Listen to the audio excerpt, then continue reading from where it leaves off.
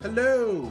It's time for another review, and as the title says, this is Gojira no Gyakushu, aka Godzilla's counterattack. So, we'll get into it after the cut.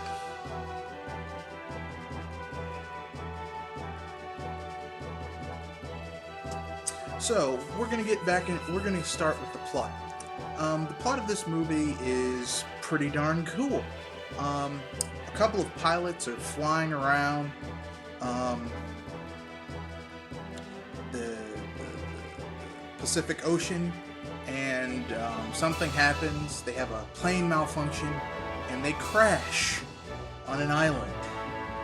And they're just trying to, take care of, survive until they can get picked up. But they hear an odd noise. Sounds like two animals fighting. And they go to investigate, or one of them does. His name is Kobayashi. Goes to investigate, and he discovers that another Gojira is fighting another monster. And these two monsters are going at it hardcore. I mean, they are trying to kill each other. And they eventually wind up falling into the ocean. It's at this point that the pilot realizes, oh my god, some shit is about to go down. Now, the pilot is a little bit shocked at this. He is not exactly happy about it. He tries to, they eventually get picked up, and the pilot realizes, oh my god, there's another one of these things. Because this movie is a direct sequel to the original Godzilla. And the way they pencil it in, even though they didn't think the original Godzilla was going to work, works out very well. So basically, they report that there's another Gojira, and the same Dr. Sazawa, from the original film, not Sazawa, the zoologist from the first film, who basically said that Godzilla was just simply surviving on the bottom of the ocean, and then a nuclear test brought him, disturbed him, and he came to the surface. Well, he's trying to come up with, along with the Japanese government, tries to come up with ways to deal with this, because Godzilla is, there's no more oxygen destroyer. The guy who created it, Dr. Sazawa, basically committed suicide and destroyed the papers to create more oxygen destroyer. So basically, they have to come up with a new way to defeat Godzilla. So basically, the doctor comes up with a plan that they shut down all the lights, and they're going to use flares to lure Godzilla so that he won't attack the mainland. He'll just attack he'll just go back out to sea. So things progress in the story. The human interaction is your standard semi-drama.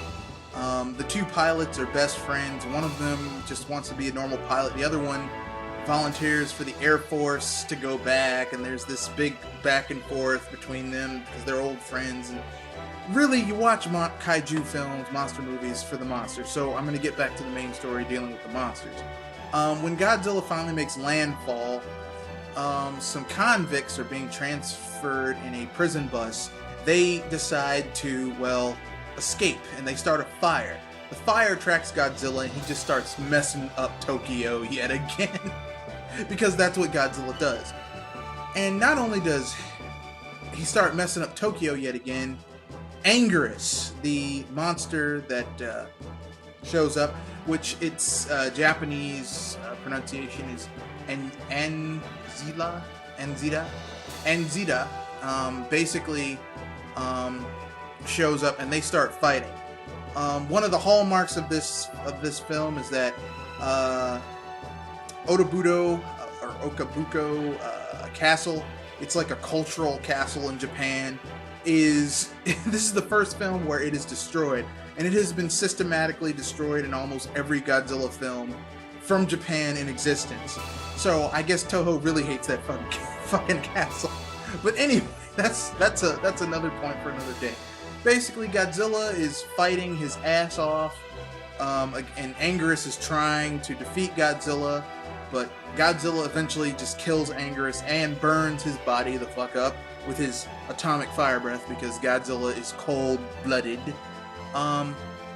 And basically messes up Tokyo again, then goes back out to sea.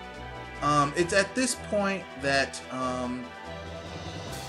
like the Japanese military gets their jets together, and they fly around. They discover that Godzilla is holed up on this southern South Pacific island that's closer to Antarctica, and he's basically just chilling out in this island, like his island home.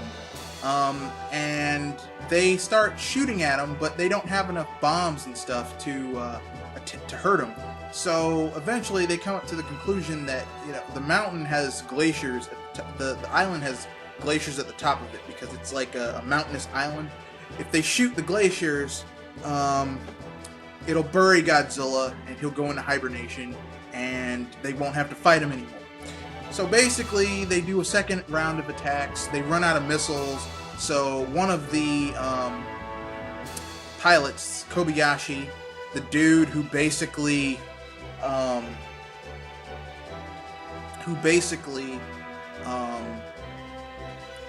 wanted to really wanted to stop Godzilla, is attacked, and he's gonna go down, but he steers his plane so that it crashes into the top things, causing an avalanche that starts to bury Godzilla. They all join in, and they bury Godzilla, and that's the end of the film. With the main character, Kobayashi's best friend, saying, "We buried Godzilla for you, Kobayashi." It's kind of cheesy, but this is the 50s. It's a 50s monster movie. I mean, what are you gonna expect? So now that we've got the plot out of the way, we'll get to the deeper meaning and why this movie is so iconic after the cut.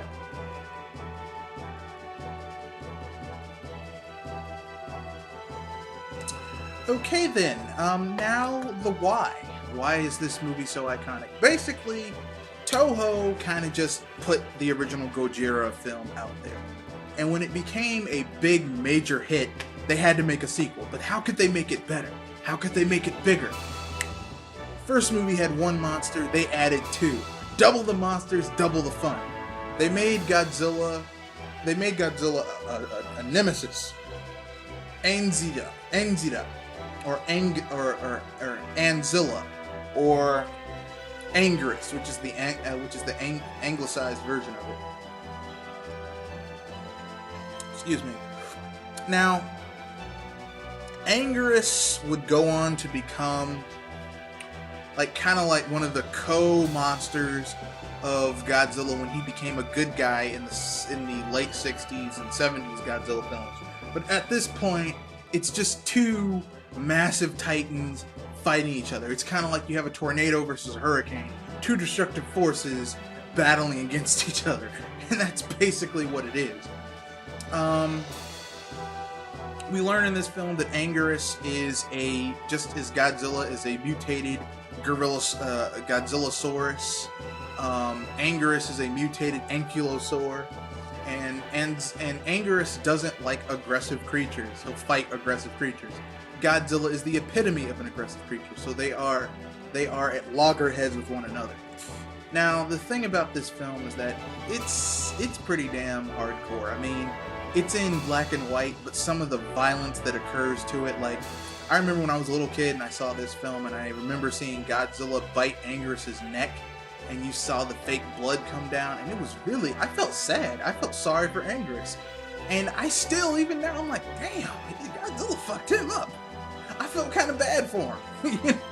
Anguirus gets no love. He just basically gets his ass handed to him so many times. He's like the eternal underdog. He's the Luigi of the monster world. He can never catch a break, is what I'm saying. So basically, this film is the first film, as I said in the plot description, where this iconic Japanese castle of Toho films, where this iconic Japanese castle is constantly getting destroyed in all of them, because apparently Toho's like, fuck that castle. This is the film that basically started to expand the Godzilla universe so that there were other creatures in it. Godzilla! Gojira! Gojira. So, I mean, this film was really the first for a lot of things.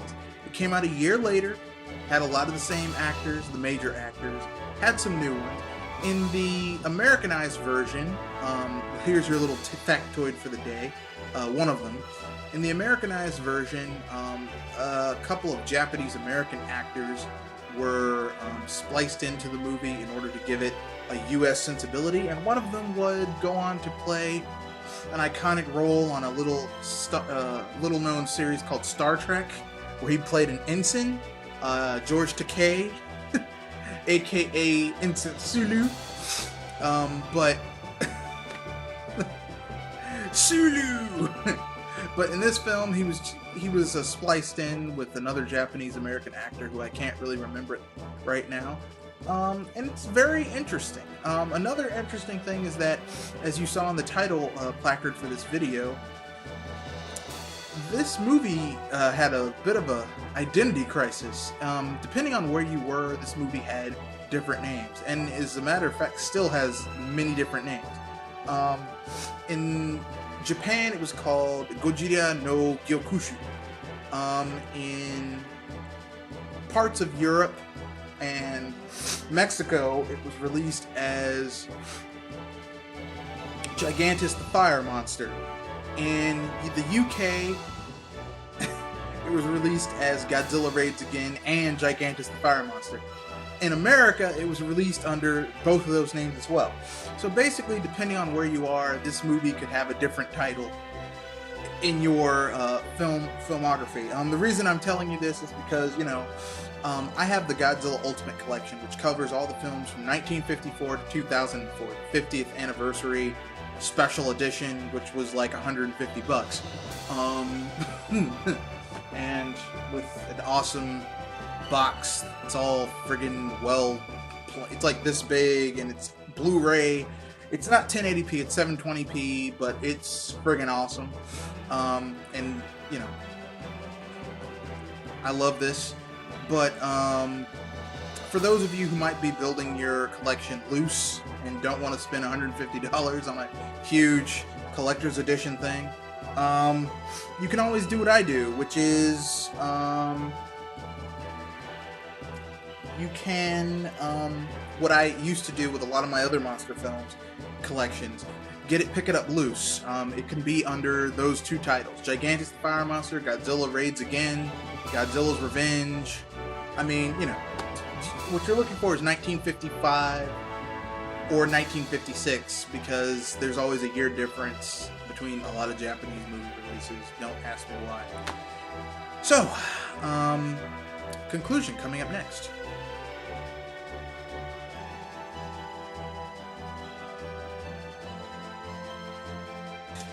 Okay then, here we go. Here's the conclusion. Basically, in conclusion, this movie is a pretty good sequel to one of the greatest monster movies of all time. Double the monsters, double the destruction. A little bit too much of a focus on the human characters, but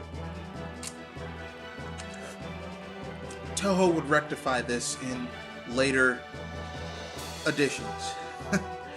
The next film I'll be covering in my Godzilla-thon is Gojira vs. King Kong.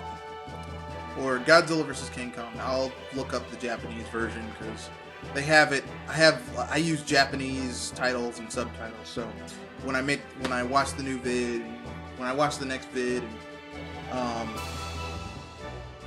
do the next video in this series, you'll see what it is. Have a good day.